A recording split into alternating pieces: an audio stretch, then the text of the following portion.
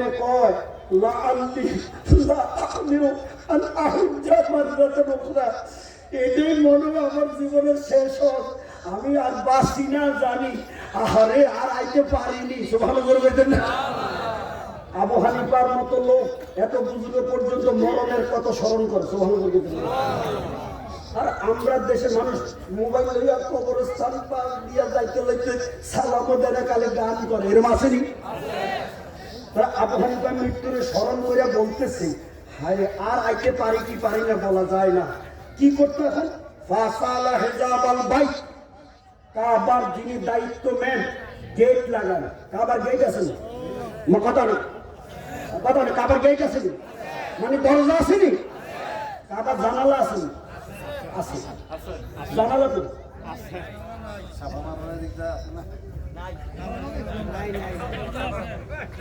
কাবার জানালা আসেনি, দরজা আসেনি। আমি আর ওইদিকে বাড়াইতাম না। এখন গেট ম্যানের ডাক দিয়ে করতেছে বাবাল কাবা, তার জন্য দরজাটা যেন একটু খুলে দেয়। কখন খুলবে? লাইলান, দিনের বেলায় না, উনি রাত্রের বেলা কাবা ঢুকতে চাইছেন। সুবহানাল্লাহ। কেন কেন জীবনে বহুবার মক্কায় আইয়া কাবার চতুর্দিকে ঘুরছি, নামাজ পড়ছি, কিন্তু একটা বারও কাবার ভিতরে ঢুকতে পারছি না। মরণের আগে একটা বার ভিতরে ঢুকতাম। কি জন্য ঢুকতো? এবারও কইয়া দিতেছে লিয়াকুমা, এ কাবার ভিতরে ঢুকতে নামাজ পড়বো। আমাদের দেশের পাবলিক দুঃখটা কার কাছে কইতাম? এই হত যাইয়া যাইয়া যাইয়া মোবাইলটা চালা আর লাইভে ছাড়া দেখো আমি আইছি, বউ লইয়া আইছি, আর পিঠি লইয়া আইছি, এরকম আছে কেন? আল্লাহ করে হেদায়েত করতো। এমনকি নবীজির রওজা শরীফের মধ্যে জায়গা পর্যন্ত তার মনটা আমি ভাওনা ধরতো, মেরে আল্লাহ দুহাই লাগে, তুই মদিনার নবীর দরবারে বেয়াদবি করিস না। লা তারফাউ আসওয়াতাকুম ফাওকা সাওতিন নবী, আল্লাহর হাবিবের দরবারে যেখানে বড় করে কথা বলা নিষেধ, সেখানে মোবাইল চালাইয়া নবীর বেয়াদবি করা কি জায়েজ হতে পারে কি? সাবধান, যে কোনো জায়গায় করবা করো, নবীর সামনে কইলো। আমি জানতে চাই নবীর রওজাতে করা না দেখে কি দেখে না? ওখানে দুরুদ সালাম পর্যন্ত জোরে ফেরা যায় না, কতক্ষণ ঠিক না? এখন এই ঘরের ভিতরে কাবাতে ঢুকটা উনি নামাজ পড়ার নিয়ত করছেন, গভীর মনোযোগ। এখন গেট ম্যানের দায়িত্ব যারা রয়েছেন ওনারা বলছেন, হুজুর ইন্না হাযা লাম ইয়াকুন লিআহাদিন ক্বাবলাকা, আপনি এমন টাইমে কাবার দরজা খুলতে কইছেন, ইতিপূর্বে কারো জন্য এই টাইমে কাবার দরজা খোলা হয়েছে তখন কি খুলতা না? আবু হানিফা কয়, ও হুজুর আপনার মতো বুজুর্গ যখন আইছেন আর খুলতে কইছেন, আমরা কেমনে না খুলতাম? কেমন তিনারা কি কইতেছে? ওয়ালাকিন্না নাফআলু যালিকা লিসাদকিকা ওয়া তাকাদ্দুমিকা ফি ইলমিকা, অন্যের জন্য জীবন আমরা খুলি নাই, কিন্তু আপনার মতো বুজুর্গ এলেমদারি মানুষ যখন বলছেন আল্লাহর হাবিবের হাদিস, আসমানের তারার মতো যদি এলেম থাকে, ওখান থেকে আবু হানিফা টাইনে টাইনে জমিনে নিয়ে আইবে। সুবহানাল্লাহ। আপনার মতো বুজুর্গ ব্যক্তি যখন কইছেন, আমরা কেমনে আর না করতাম? হুজুর আমরা এই তালাটা খুলতে দিতে, দরজা খুলতে রাজি হয়ে গেলাম। আমরা সেই দলের মাযহাবের লোক হইলে মনটা খারাপ না ভালো? এবার বলেন আমরা মাযহাবের নাম কি? আস্তে কথা, আমাদের মাযহাবের নাম কি? সিল্লা বলে মাযহাবের নাম কি? ইমাম আবু হানিফা রাহমাতুল্লাহির জন্য এখন ফাতাহু লাহুল বাব, দরজাটা রাতের বেলায় আনটাইমে খুলে দিছে। আনটাইম বুঝুন তো, শুক্রবার, শনিবার, রোববার, সোমবার, মঙ্গলবার, বুধবার, বৃহস্পতিবার, এরকম 7 দিনের সব দিন খোলা হয় না, নির্দিষ্ট একটা ডেট আছে এই দিনে খোলা। কিন্তু উনি চাইছে এমন একদিনে যে দিনে খোলা হয় না, তো ওনার ইজ্জতে খুললা দিছে। এরপরে ফাতাহালা, কি চমৎকার ওয়াজ রে! ইমাম আবু হানিফা কাবার ভিতরে ঢুকছেন রাতের বেলায়, ফাকামা বাইনাল উমুদাইন, ডাইনে একটা ফিলার, বামে একটা ফিলার, এই দুইটা ফিলারের মধ্যখানে আলা রিজলিন ইউমনা, দুই পারে খাড়াইছে না, ডাইন পায়ের উপরে খাড়াইছেন। এই যে নিয়ত বানছে নামাজের, পড়তে পড়তে পড়তে এবারের মধ্যে আস্তে সূরা পড়ছে না, পড়তে পড়তে আলহামদুলিল্লাহ থেকে শুরু করে 15 পারা হচ্ছে। আল্লাহ হাফেজ। দেখেন আপনি দেখেন এই যে হাত্তা আর আল কোরআনা ইলান নিসফি নুস নুস সৌদি আরবে চাকরি করছো আরবে চাকরি করছো এর কেউ আসলে হাতে কত সুবহানাল্লাহ বলতে নিস এটা শুদ্ধ ভাষা আর লোকাল ভাষা নুস নুস। তাহলে আবু হানিফা রাহমাতুল্লাহ ডাইন পায়ের মধ্যে এক রাকাতে সকলে বলতে হবে কোরআনের কি পরিমাণ পড়ছে, কথা জোরে করে কতটুকু পড়ছে, অর্ধেক মানে 15 পারা, কথা বলে ঠিক না?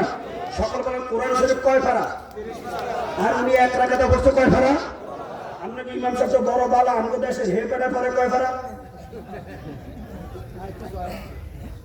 যারা রাখছে হেরা ফজরের পরে জোহরের আগে বিদায় করবে, কথা বলে ঠিক না? হ্যাঁ, এখন 15 পারা এক রাকাতে পড়ে এবার কি চমৎকার, ওয়ার রাকা ওয়া সাজাদা, রুকু দিছে সিজদা করছে, সুম্মা কামা, এরপর আবার খাড়াইছে। কেমনে খাড়াইবো?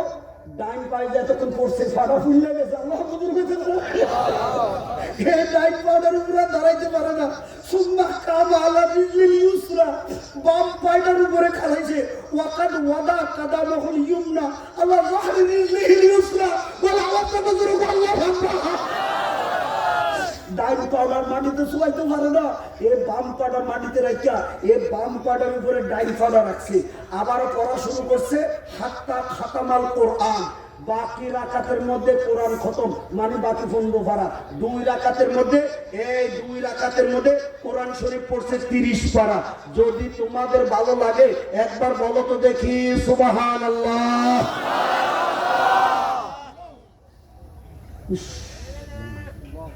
আমল কারণ আমলেরও দিছে বেড়াইতে আমি কিতাবটি লইছিলাম আবার বদলাই আনছি আমলের জন্য। যেগুলি পড়ছে যার জবর নাই, যারা ইউটিউবের মৌলবী আবু হানিফার বিরুদ্ধে কয় হেরে দিলে এক লাইনে পড়তো, আরে কথা বলে ঠিকই না?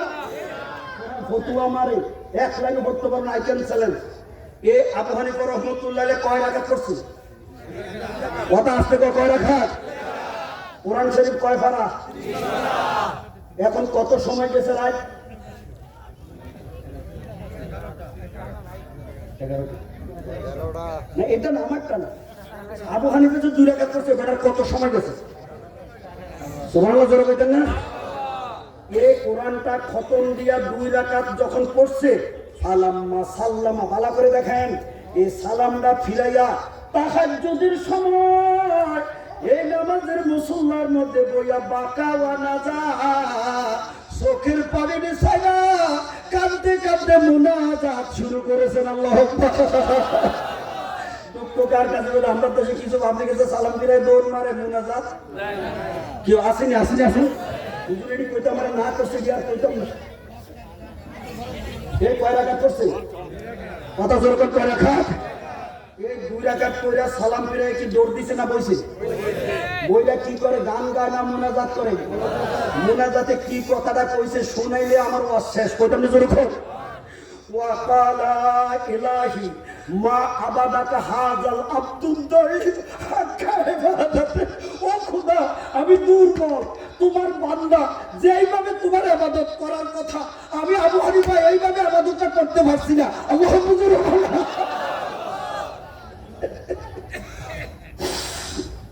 আল্লাহর কাছে কানতে কানতে ডাক দিয়ে কয়, খোদা তোমার কাছে একটা কথা কই, ফাহাব নোকসানা। আল্লাহ, আমি আবু হানিফার বন্দিগির মধ্যে যে ত্রুটি বিচ্যুতি হয়েছে আমি তো পারি নাই, 2 রাকাতে এক খতম দিছি, রাতটা ফোয়াইছে, আল্লাহ মোনাজাত কইতেছি, তুমি যেইভাবে বলছো আমি পারি নাই, আমি দুর্বল।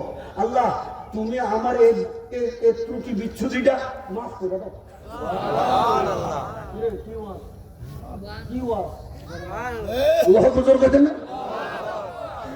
মারেফত কারে কয়? নামাজ রোজা সারা খালি লাল শাড়ি ভরা মারেফত কারে কয়?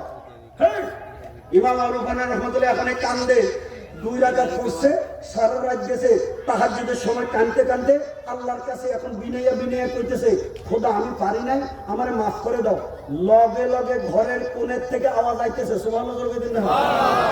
তুর পাহাড়ে মুসার লগে আল্লাহ যেমন কথা কইতো, আল্লাহ প্রেমের আলাপের মধ্যে মুসা দাবি করতো, রব্বি আরিনি, রব্বি আরিনি, রব্বি আরিনি। সুবহানাল্লাহ বলবেন না? আর আল্লাহ জবাব দেয় লাগ তারানি লাগ তারানি লাগ তারানি। সুবহানাল্লাহ বলেন না মুসা দেখতে চাও দেখতে পারবা না।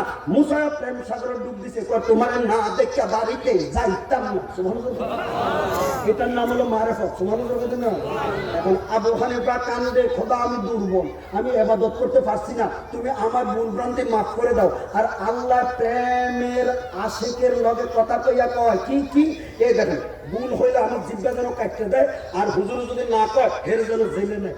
হাতাফা হাতিফুন মিন জানিবিল বাইতে ইয়া আবু হানিফা, ও আবু হানিফা, এরকম ডাকটা এসে ঘরের কোণার থেকে ডাক দিয়া কি কইতেছে, ফাকাদ গাফারনা লাকা ওয়া লিমান তাবাকা কানা আলা মাযহাবিকা ইলা ইয়াউমিস সাআহ। তোমারে তো মাফ করছি, কিয়ামত পর্যন্ত তোমার দলে যারা মজাবে আইব তাদেরকেও তোমার উসিলা মাফ করে দিছি। আবু হানিফা যদি বন্দিগির পরে এমন নীরবে নিজেরে দুর্বল করে কান্ত পারে, তো আমরা যে কবরে যাইব রাতের নিশিতে উঠতে কি আল্লাহর কাছে গুনাহ টুনার জন্য মাফ চাওয়ার দরকার হবে কি হবে না? যখন কার কার গুনাহ নাই কথা তুমি। আচ্ছা একটা ইন্টারভিউ হোক, আজকের মাহফিলে আমাদের গুনাহ আছে কি নাই? ইন্টারভিউটা হলো সবচেয়ে বেশি গুনাহ কার? একজনের রাজি হয় না, আমি কইতেছি এটার উত্তর হলো সবচেয়ে মাঠের মধ্যে যারে মাইক দিয়ে ওয়াজ করান, কাঠ দিয়ে মাদ্রাসার সাবেক প্রিন্সিপাল, ভালো ভালো খাওয়ান, সবচেয়ে বেশি গুনাহ হইলো আমার। এবার তোমরা বলো সবচেয়ে বেশি গুনাহ কার? আমারও দেখাই দিলাম, আমি স্বীকার করলাম, এখন তো তোমার। সকলে বলো সবচেয়ে বেশি গুনাহ কার? এইভাবে স্বীকার করে করে জীবনের খুশ খেয়েছো, সুদ খেয়েছো, হক নষ্ট করছো, মা বাবারে কষ্ট দিছো, কাইন্দা যদি আল্লাহর কাছে মুনাজাত করো, মরণের আগে আল্লাহ খুশি হইয়া গুনাহ মাফ করে দিব। কবরে গেলে আর কোনো টেনশন